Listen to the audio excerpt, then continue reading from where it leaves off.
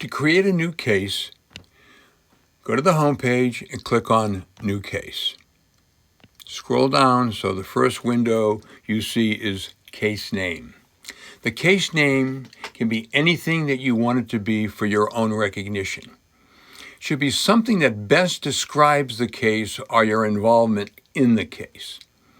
It could be the crime classification, some service rendered, or just something like report of a crime or protection of crime scene.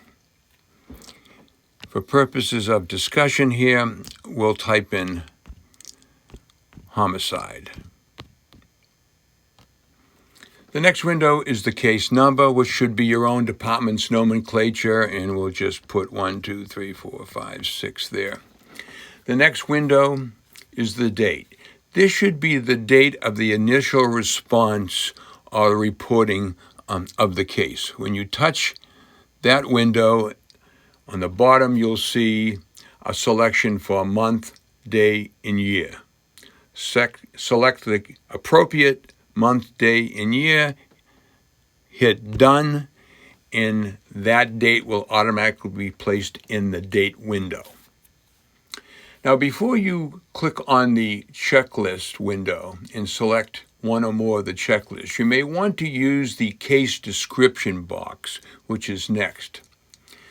This allows you to add any additional information and further describe the case or actions taken or not taken in that case. For example, you may want to place in there crime scene protection only, investigators on the scene when responded. You might want to list yourself as the principal investigator or evidence technician or reporting officer. And for purposes of our discussion here, we'll place reporting officer.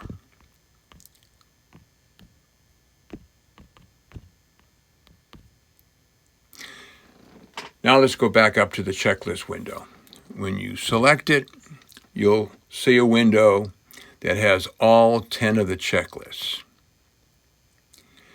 We'll select preliminary investigation right there, and we'll hit select, and then all the events for that particular checklist will be there. You decide which ones you want to check, and we'll just check a few for example only. When you decide you've checked all the ones that you want, go down to the bottom of the list and hit submit.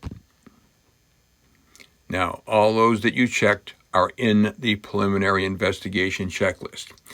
If you have other duties, you may want to hit add new, and that's an add new checklist. You hit that and go to another checklist. Let's say crime scene procedures. And do the same thing, and we'll talk more about which ones should be checked and when later on. We'll get down to the bottom, hit submit. Now that's what it looks like when you select more than one checklist. Now the last window is the case location. The case location should be entered, and it should be where the crime occurred, maybe where it was reported, or maybe where you first responded. It's your call. We'll just put Main Street. Now all the boxes are full, and we'll save it. It'll immediately go to the saved cases. You see an alert, and it says case created successfully. Hit OK, and there it is. Later on, you can go back to that case and edit it, add, subtract from it, or whatever you might want to do. And then we go back to the home page.